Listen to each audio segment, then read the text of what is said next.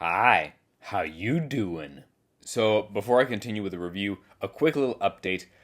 Just so you guys know, for the remaining of May, I will actually not be able to post any videos, or at least it's going to be very unlikely because I'm going to be traveling for work. So just a little heads up. But I am still working and researching on the next Worldbuilding review.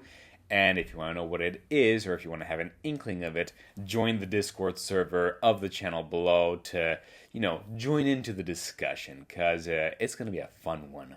But anyway, yeah, aside from the fact that I will be gone for a little bit, I figured I'd jump in to give my thoughts on the latest MCU movie, Thunderbolts. And yeah, there's actually a reason for that little asterisk, but we'll get to that later. Oh, and this is going to be a spoiler-heavy review, so, fair warning. So, I saw Thunderbolts, and honestly, it's surprisingly good. It's no secret now that the MCU has been, how can I put this mildly, trash lately. And we've just had a slew of movies that ranged from mild at best to just terrible. Both movies and shows, I should say. The post-Endgame era of the MCU was just a failed mission, failed attempt, failed experiment, failed everything almost. As much as it is fun to trash on Phase 5 or whatever of the MCU lately, even I have to admit there were a couple of movies here and there that I can't say they were good, objectively speaking, but I at least enjoyed. But aside from a couple of exceptions, let's face it, the MCU has been in a very rough spot ever since Endgame, and I was weary. I thought this was... Actually, you know what? I didn't think this was going to be bad automatically, but I was 50-50 because the trailers were promising something a little different. They were promising that maybe this was going to be a return to form, or that at least Disney was actually listening to all the backlash of the past few years and they were trying to do something a little bit better. And I don't know, maybe I'm supposed to marinate on this a little bit more, but all things considered, I think they actually did a pretty good job at this.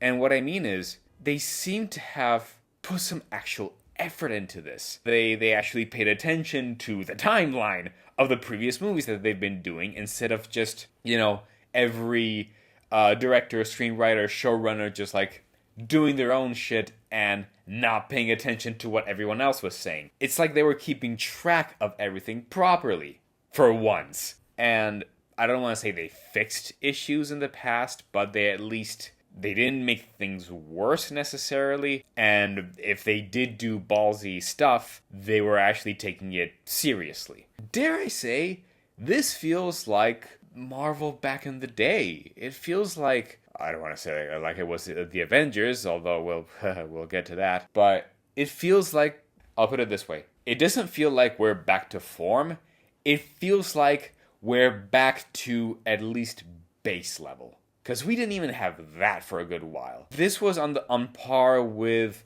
the base tier level of what the MCU used to be. Not the lower levels of back in the day, but just the acceptable level. And it's sad that we have to praise that they at least got a solid C or whatever, I guess. But considering what we had lately, that is praiseworthy. And I'm not gonna lie, they gave me hope. They actually gave me hope that maybe they're starting to pay attention a little bit. Maybe we are on a track to returning to form. I mean, we have only two movies or whatever before going back to the next big league Avengers movies. So maybe things are starting to look up a little bit. And maybe the best way I can describe this is the fact that it is dark. They at least try to be more serious again, and while there's little shreds of the classic MCU type of humor, for the most part it seemed like they kept it to a bare minimum, or at least contextualized to only a few characters who would do those kinds of stupid MCU Marvel humors. And it works, it's well balanced, and they take this seriously. It's as close as possible to being like the old Winter Soldier-esque type of movies. And in a good way. They were trying to be actually daring this time. They took things seriously. I'm inclined to say that I was worried for a while because the first half was actually really good. There was like a slow burn to everything, and that slow burn worked. But in the previous movies, when we did have a slow burn, it usually meant that we had that just so the second half could be suddenly rushed. And in theory, yes, it was a little rushed towards the end, but not that much. It still tried to pace everything as best as possible. Like, you obviously had to have like a really big superhero-esque big budget payoff towards the end, but it felt a little bit more earned, and it felt like they still allowed the characters to breathe properly. In fact, you know what? Let's get to the main point. The main selling point of the entire movie are obviously the Thunderbolts. Let me say this real quickly. One of the main issues I had with the movie, although they saved themselves at the very end, was the reason of the name Thunderbolts.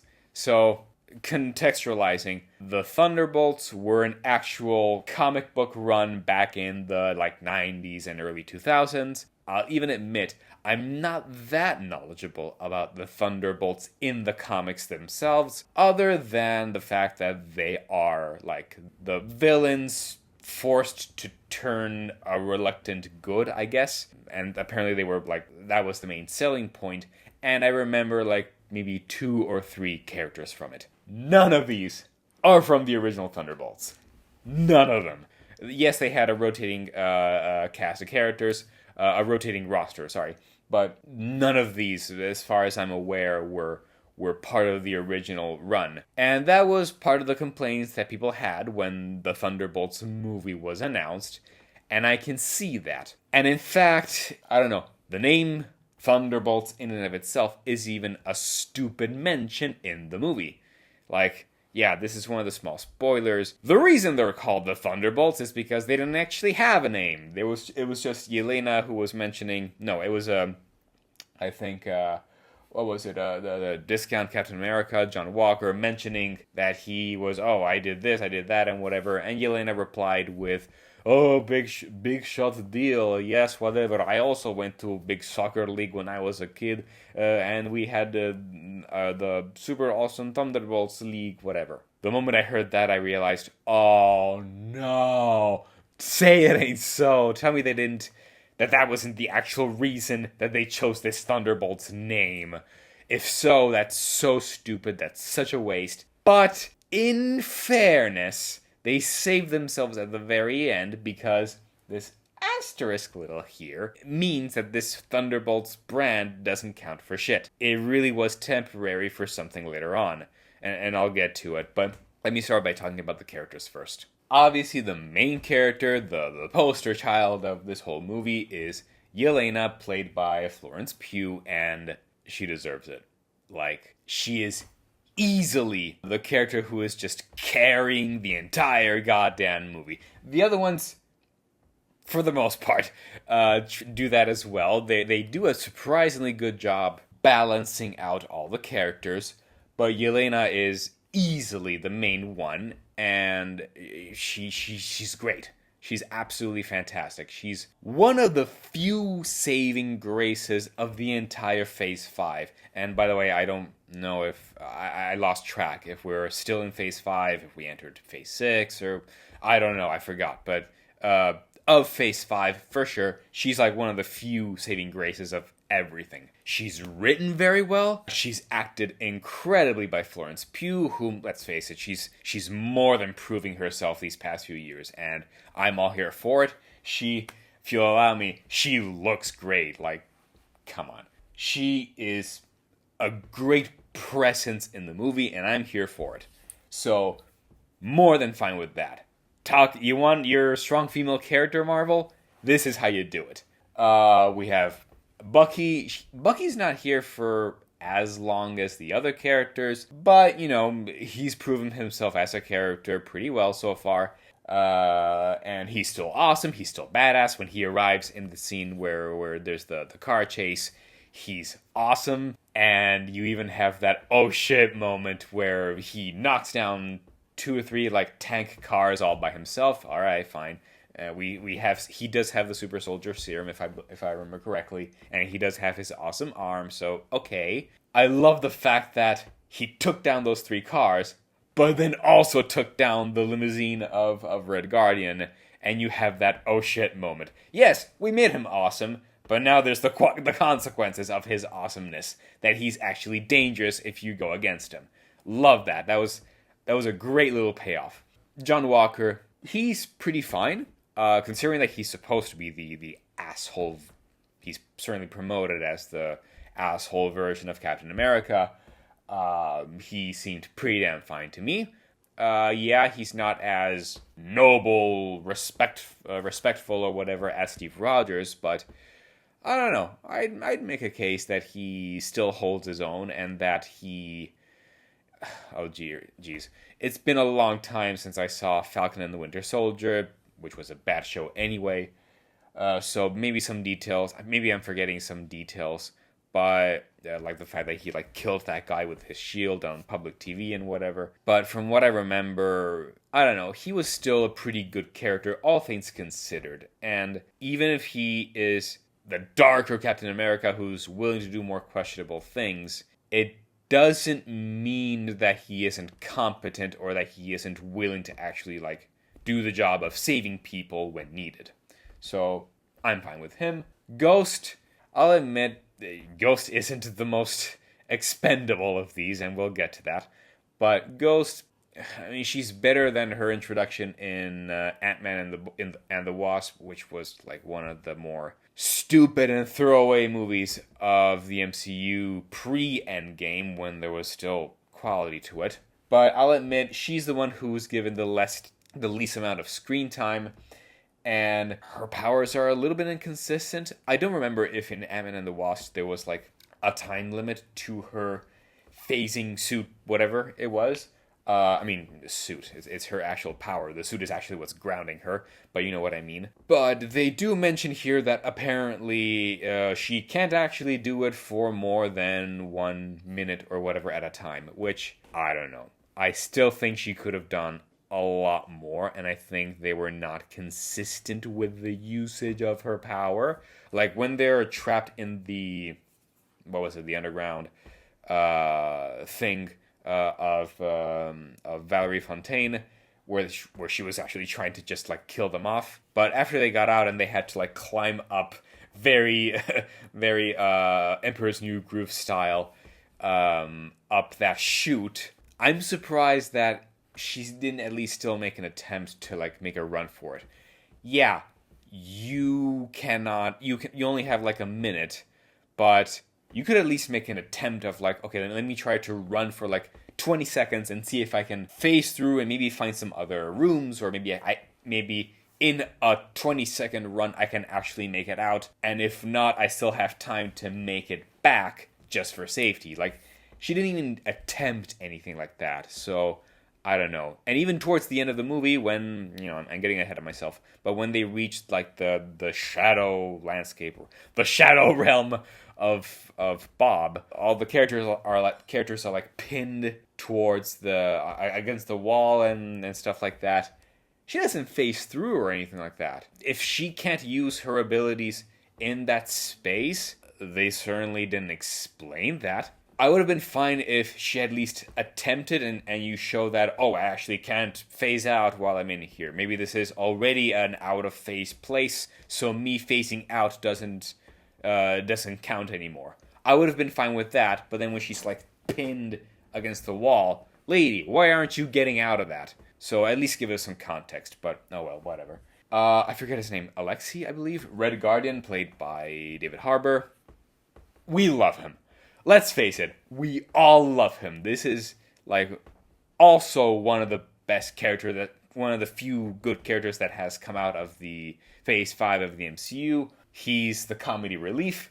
We all love him. He has great lines. I love when he said like, the pillow destroyed, whatever. I'm paraphrasing, but he has so many great lines. And let's face it, David Harbour, whatever.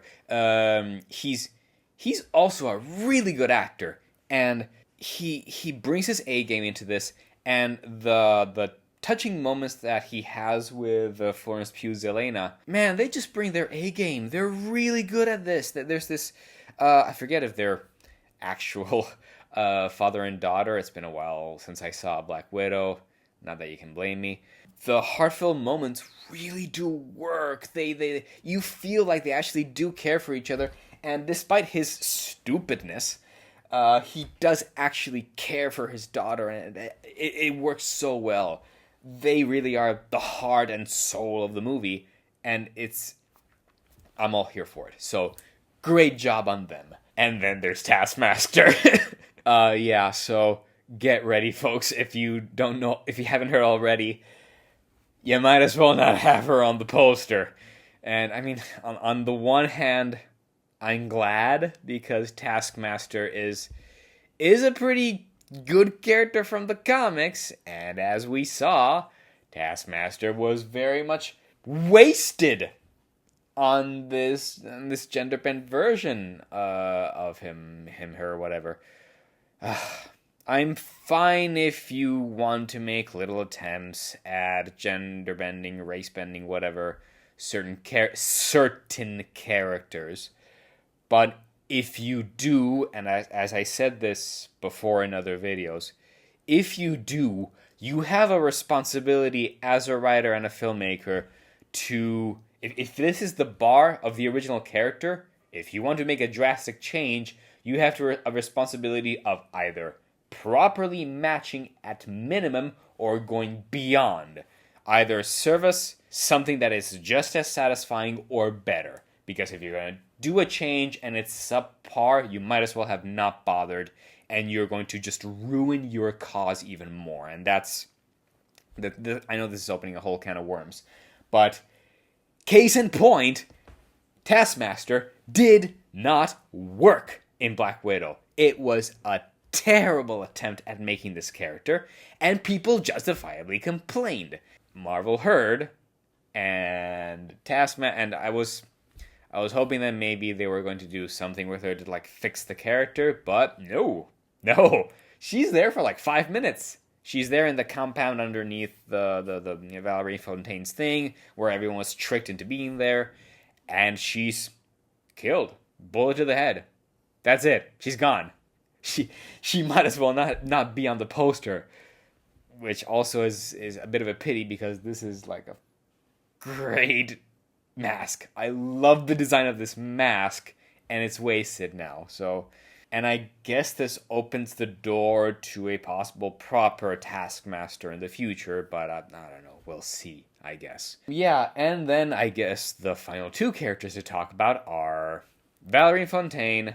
I keep forgetting her name, but so I'm gonna botch it every now and then. But Valerie Fontaine, played by what's her name? Sorry, Julia Louis-Dreyfus.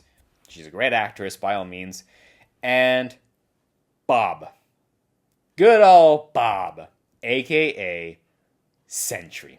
I should start by saying I actually don't know much about Sentry at all. I love Marvel. I read a bunch of the comics.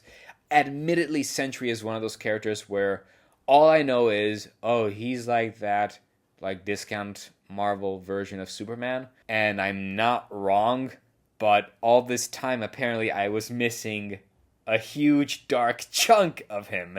So, like, this was my first proper exposure to this idea of the Shadow Void version of him. So, I guess my bad there.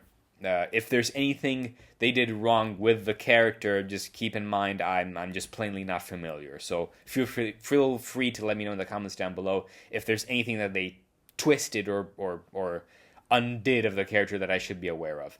But with what they did, he's actually not bad. They showed him off as they opened him, like, I guess they introduced us to him with this idea that he's this dude who was locked in this container, and he's like, who the hell are you? What are you doing here? Why were you locked in this? And he's like this soft-spoken, weird, shy dude. Oh, I don't know. And you can tell, I mean, I knew he was going to be Sentry, but you can tell that there's something off. and that there's more to him than meets the eye. Um, I got very much the vibes of I don't know how many of you guys saw Code Geass, the anime, and I forget the character's name, but there was like this green-haired chick who was like this secret experiment thing, whatever, that everyone was like rushing to get, and it turns out, oh, this experiment is a girl. Oh, what about her? And it's like it's that kind of a feeling of, oh, there's this great big mysterious thing underground there, and it's a guy, a random guy. Ooh, why are you here? What's this mystery behind him? And I like even more the fact that he wasn't even supposed to be there, or rather, he wasn't supposed to wake up or whatever. Even Valerie Fontaine didn't expect him to be alive. Like, it wasn't a big secret or whatever. This was all genuinely by mistake. And the buildup of what Bob actually was and what he was becoming was very well handled. All the way to him becoming the actual Sentry, and the way he was developing a pretty genuine relationship with the other characters, with Yelena, and the whole metaphor of, oh, an inner void, and now it becomes a literal void. So they played with that very well. Honestly, it's surprising. It's like they actually wrote something good. I mean, I'm sure that if I think more properly, I'll find some issues here and there, but I'm having a hard time finding any issues. And then we have Valerie Fontaine, played by Julia Louis-Dreyfus. She made a few appearances here and there in the terribleness of the Phase 5 of the MCU. This was the first time we actually got to see her, to understand her and whatever. Wow, she's a bitch! And I mean this in the best way possible. Like, Miss Dreyfus acted her great. I get the vibe that she's Amanda Waller, but leaning closer to, like, Dolores Umbridge without going that extreme. You hate her, but you love to hate her. She's such a bitch. I love her. And you can tell that she's like, she does not actually give a damn about anything. She only cares about herself and her profit and looking good, and she's willing to manipulate anything and anyone to get what she wants. And she's not stupid, but she's also so clever. She's so self-centered, and she's like power hungry and whatever. And I loved the ending.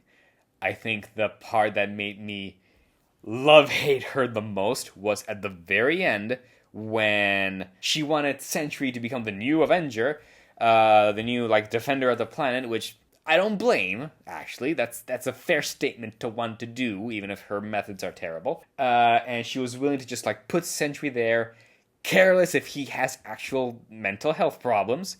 And it would have been a very bad idea, and in fact it backfires terribly. And I love the fact that when she sees it starting to backfire, she still doesn't lose her cool.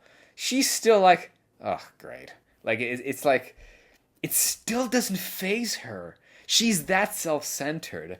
And it's like a beautiful little touch. And at the end, after everything failed, the Thunderbolts go towards her. They're like, all right, we're going to have a little talk with you. And she's like, oh, no, guys, sorry, hi, excuse me, I have to move out.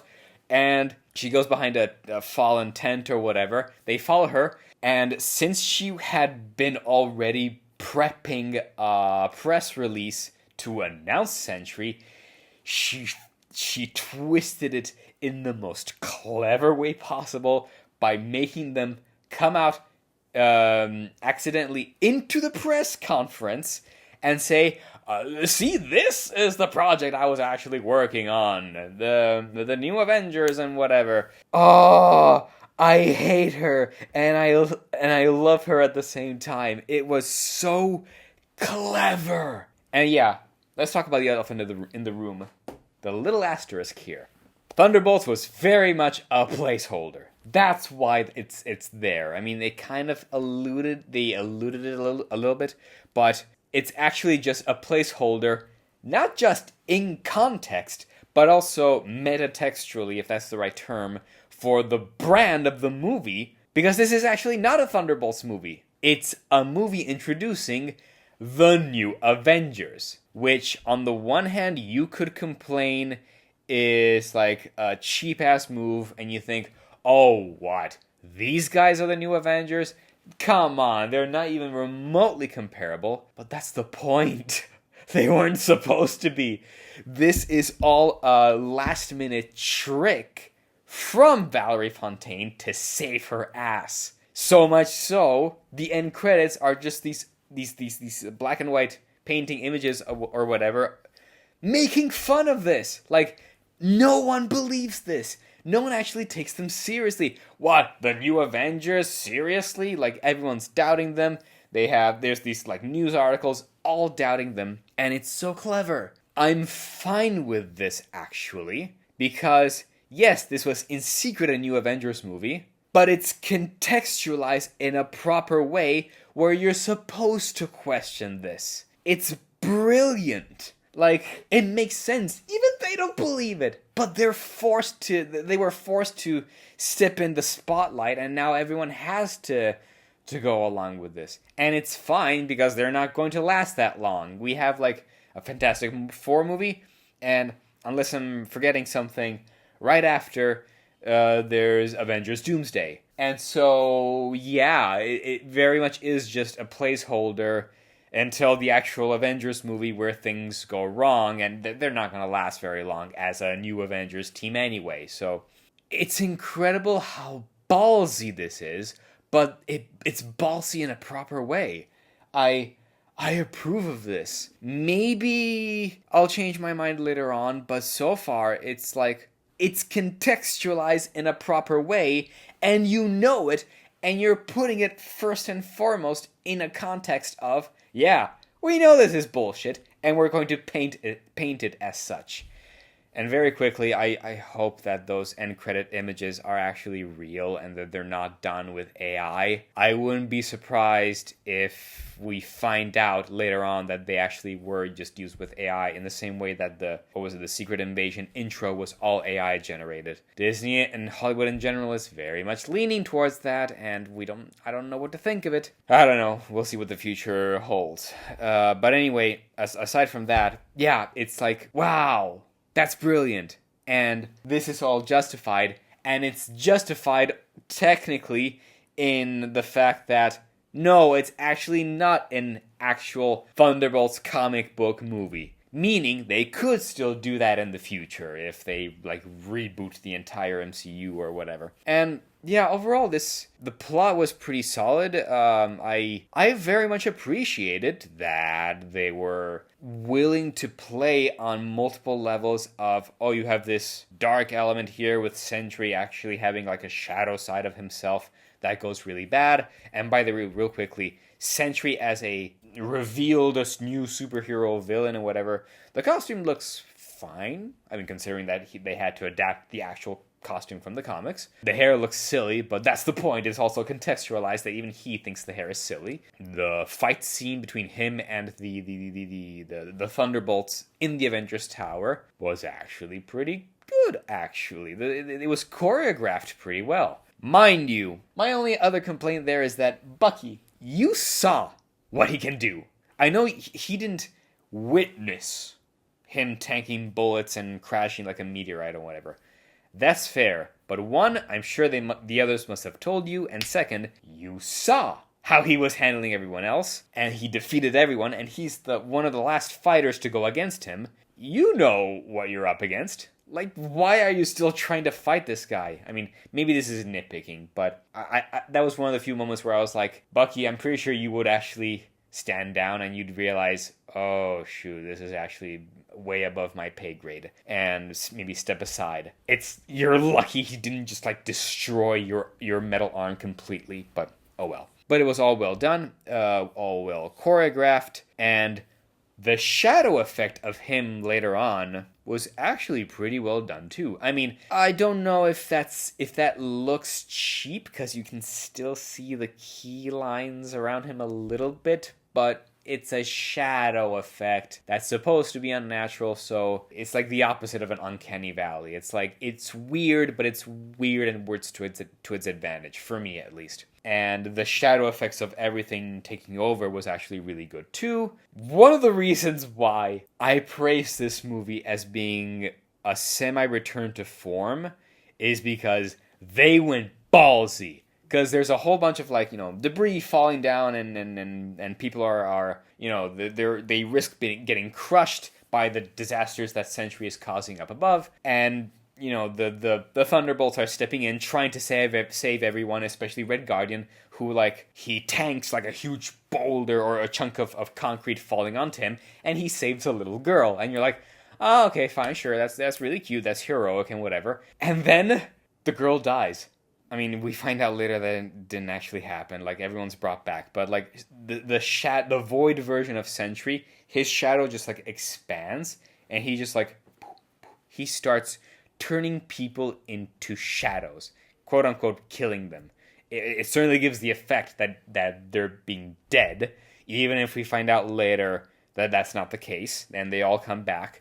But you don't get that context first. It seems like they're actually dying, and this little girl that Red Guardian has just saved. It's a nice little moment, and just as he's talking to her, she just turns into a shadow. She's like annihilated right in front of you. That was one of the moments where my jaw just dropped, and I thought to myself, you're probably going to bring her back. I know, you're not that brave. But holy shit. Wow. You went there. And that's a sign where I realized we might actually be back to form. They went ballsy on this. It's such a dark move to do. And of course, if you have to do it, you might as well do it with like a Thunderbolts movie. So good call, at least on that. But I'm so... it's mean to say, I know, but I'm so happy that they're willing to go this dark on such a scene, and it pays off. So yeah, I've been rambling a lot as it is, I know, sorry. But let's get to the end now, which is going to very much dictate what's coming up next. So, we reach the ending. We get a little mid-credit scene, which with Red Guardian that he wants. Oh, look, we are now on Wheatie Box. Okay, cute, sure, whatever, fine. You got your little humor moment. But then we get to the actual end credit scene. It's we cut to 14 months later in this final end credit. And apparently, yeah, they've been apparently the Avengers for over a year now. They've been the new Avengers. They're in the Avengers Tower that's been rebranded and stuff like that. It's also metatextual, I guess, with even Red Guardian coming in with this, like, I don't know, racetrack suit filled with sponsorships. And there's this new, they argue over the fact that apparently they can't use the name Avengers in the near future, because, and this is one of the few complaints I should say about the film, we had a show of Falcon and the Winter Soldier with Bucky and Falcon, the new Captain America. That happened. We recently got the Captain America Brave New World movie, which real quickly I enjoyed while watching, but admittedly is objectively not good. Or at least it's very botched, clearly. And you got him as the main Captain America, and even then there's a scene with Bucky and him, and they're still pals. But now, what? Now Falcon is like, quote-unquote, suing them because he's starting his own Avengers team, and he's not on board with this new one. Obviously he's not on board, sure, but like, Bucky's in there. You guys were pals. And now it's like, it's implying that they had like a fallout over this, and they're making a joke out of it, of the fact that, oh, yeah, I tried talking to Sam Wilson about the fact that he wants to like sue us for using the Avengers name and this and that, but he's not answering my calls. What? There's a whole other character development that you just like skimmed over and just like flew by off screen? Guys, come on. So that's like admittedly a pretty big issue. I'm not gonna lie. So I guess we'll see what happens. on that front. But yeah, anyway, they've been the Avengers for like 14 months now, like over a year. And they're figuring out how to rebrand themselves. And Alexei proposes the idea of the Avengers with that Z, see? Because it's like new and bold and whatever. And there's like stuff like this going on. And I'm glad, by the way, that they did put something into account. The fact that Sentry was like defeated, quote unquote. And that's one of the other complaints. I keep going back and forth. This is one of the other complaints that I have, that the resolution with Sentry in the Shadow Realm was like hugging it out with him, I guess. Like Bob was fighting his Void version, which is fine, and then like Yelena comes over and like hugs him, and they all hug him, and it's like a big hug out, and that seems to save the day. I'm on the fence with that. I get it, it's contextualized, it also feels a little cheap and a little too friendship saves the day, but okay, fine. I was wondering if Sentry was going to be part of this manipulated new Avengers team, because if so, he's way too powerful. But no, they actually put into account the fact that he's just Bob. He has no powers, and he's keeping the entire Sentry part away, because if he lets him out, the Void part can come out as well. So, okay, scales are rebalanced a little, and I think this means I wouldn't be surprised if in Doomsday they bring Sentry out to fight off Robert Downey Doom, and maybe he ends up being like the Hulk versus Thanos. Like, he's the big guy, we have a Hulk, he fights Thanos, and we show how strong Thanos is because he just like plows the Hulk to the ground. I'm wondering if they're saving Sentry as like a sacrificial lamb just to show off how much stronger Doom is going to be. Doom is strong. He has like sci-fi and magic and all sorts of stuff, so I wouldn't be surprised, but we'll see. But no, the big part now is the end credits, where in this scene where they're talking in the tower, there's this new warning from the computer database, whatever, saying, oh, a new object has entered from Earth's atmosphere, and it's coming from an interdimensional portal. And I knew it was coming. We see it. We get a satellite image of what's going on in space. There's this portal that opened up, and there's this spaceship coming over that just entered through this portal. And I knew it. We saw it in the trailers. And the spaceship rotates a little, and we see a big blue 4 on this spaceship. That's right, folks. We're getting close to the... I've been waiting for years to see a little introduction to the Fantastic Four, and even if I didn't expect to see it in the Thunderbolts movie, that got me so excited. There are certain creative decisions that they're doing there that are concerning me, but honestly, man, we're getting a new Fantastic Four movie, and we haven't got one since like 2007, which was 18 years ago. Oh my god. But anyway, where we got our Fantastic Four teaser. We're being introduced to them. So clearly the Fantastic Four movie is them fighting Galactus and female Silver Surfer. We'll get to that. Clearly it seems like they're going to do a whole bunch of stuff. They're going to get into space to defeat Galactus. And apparently to defeat him, they need to traverse like warm interdimensional portals.